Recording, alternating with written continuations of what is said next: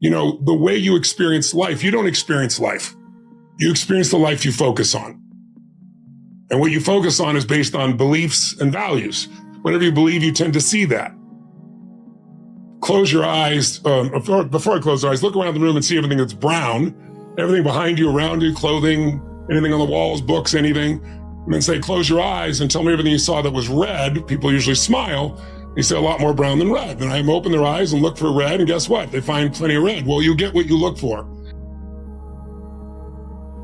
So our beliefs, our values, our rules that determine whether we experience heaven or hell inside, they're all internal.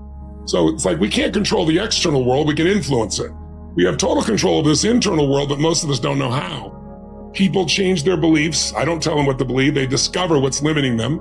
They shift their values to what's more consistent with where they are. And instead of being pulled apart, like, I wanted to make everybody happy and be honest simultaneously. I want to make $1 billion and sleep till noon. We help people resolve the inner conflicts, create a compelling future, and be in control of their own life. So you got to shift the way the body's being used, but then also you have to create a compelling future. This is the way I look at it. I look at it as 5 to thrive. I'm going to give you a little picture in your head. Think of a triangle, the first base of 3 things. The base of how you use your body affects your depression or your excitement. If someone's depressed or they're excited, they use the body differently. They breathe differently, they move differently, they speak differently.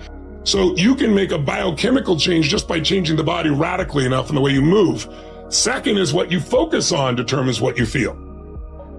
If you're supposed to meet your husband or wife at 7 p.m. for dinner and you get there and they're not there, boyfriend, girlfriend, whoever, what do you feel? Well, some people go, I'm angry. Some people go, I'm worried. Well, it's only 7, Well, let's say it's 7:30 and they've not shown up, they've not called, they've not text. Well, now some people go, I'm really worried. I'm really pissed off. It's 8:30, they haven't called. I'm full, a woman tells me, right? I didn't wait for the bastard.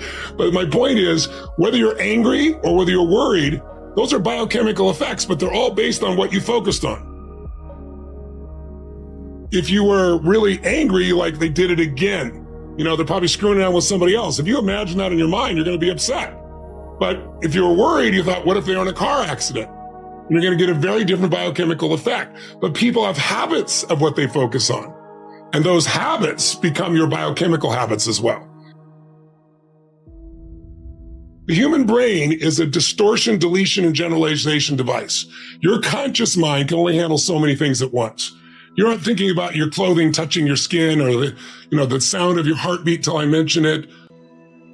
All those things I have to call your attention to because your brain is deleting most of what's going on so it's not overwhelmed consciously. So if you're really happy, you're deleting all the things that could piss you off or make you worried. If you're really worried, you're deleting all the things you could be grateful or happy about. And we tend to generalize our lives because we're cognitive misers. We don't want to think things through. So if you have strong physiology, strong focus, then the third piece is meaning is what creates emotion. Like if somebody says something and you go, they're disrespecting me, or they're challenging me, or they're coaching me, or they're loving me. Well, whichever word you select for those sensations in your body, your biochemistry becomes. And so, somebody might say, this happened to me because God's punishing me, or this happened to me because God's challenging me, or this problem's here because it's a gift from God, or someone else says it has nothing to do with God. It's the fact that I've been a lazy bastard, right? Whatever it is you do in your head, there is a biochemical effect. So there's the body, there's the focus, and there's language. Those 3 shape how you feel moment to moment. If you're excited right now, using your body, your focus, and your language in a different way than if you're pissed off, than if you're worried, etc. But then what makes you use these 3 once you understand them is you need what's called a compelling future. And it's got to be a compelling future about more than just getting by. That's not compelling, or surviving, or doing okay. The secret to anyone who succeeded is they found something they care about more than themselves. Something that has meaning for them that they want to serve more than themselves. Because as human beings, if you get in your head, you're dead. Almost all of us can find something to be upset about. That's the nature of the mind. The mind is constantly dissecting things, separating, comparing. But when you look back and you take a look at somebody's life and you look at the totalitarian aspect of what am I here to serve? What am I here to give? What am I being called to for life?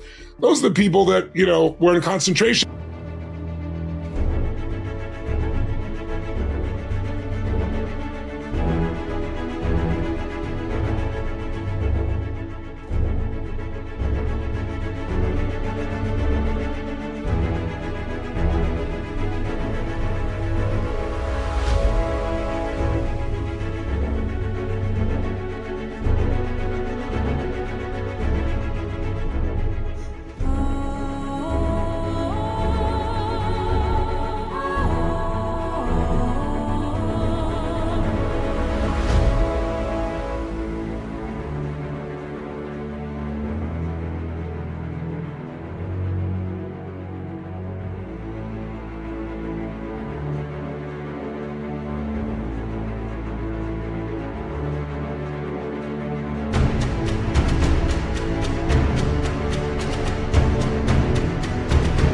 camps and survived.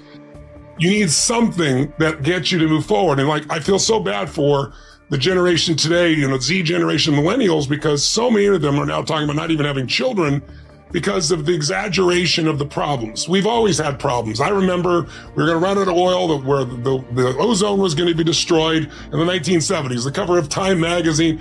We've always had these challenges, and we've always learned to adapt to these challenges, whatever those challenges may be.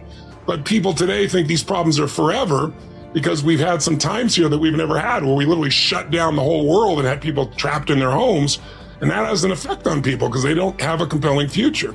So you have to develop a compelling future. And what allows you to do that finally is what's under this triangle. If there's a circle, think of a compelling future, and there's the power of identity. Identity is, who are you beyond the problem? There's something inside you that's bigger than anything that's ever happened to you, that ever could happen to you. And tapping in and finding that part of yourself is how you get someone to have sustained strength. If I said, I want to learn Italian, and you had the money and time, and I dumped you in Rome and said, I'll see you in 90 days, 90 days from now with no teacher, you'll speak fluently because you're in it, speaking it, breathing it.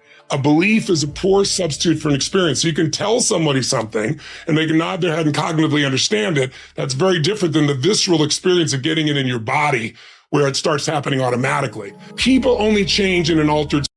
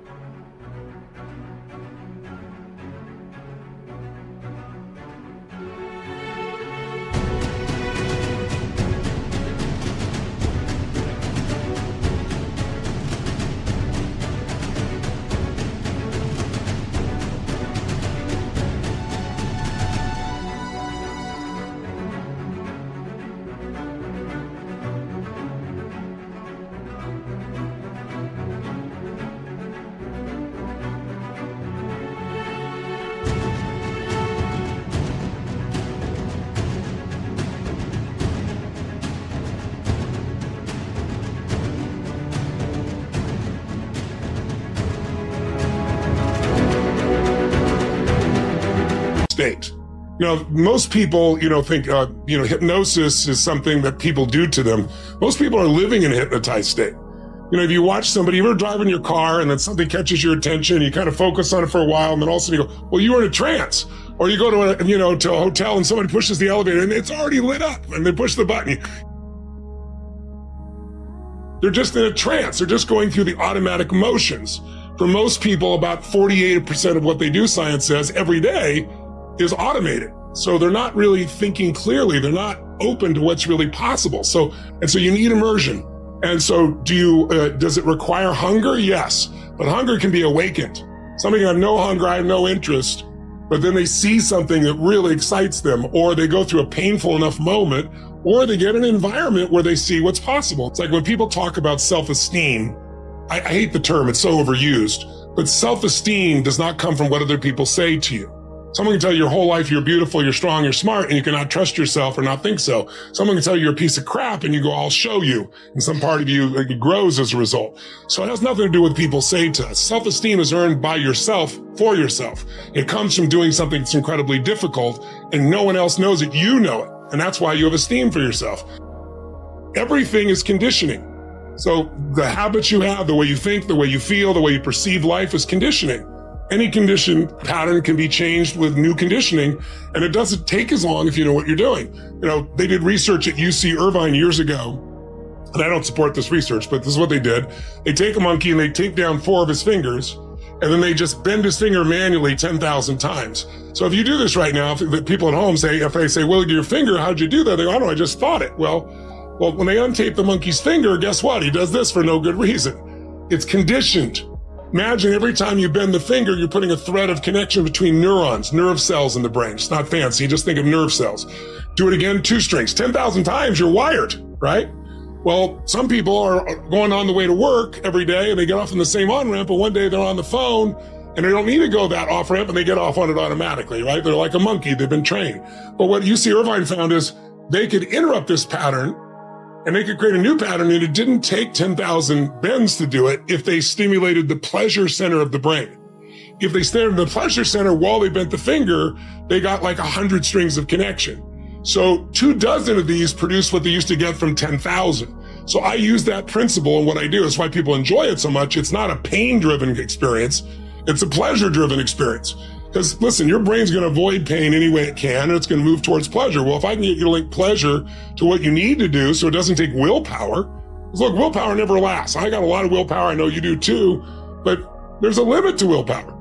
There's no limit to when you link pleasure to something, how far your body, mind, and soul will push towards it. So it's really changing what you link pain and pleasure to that creates lasting change.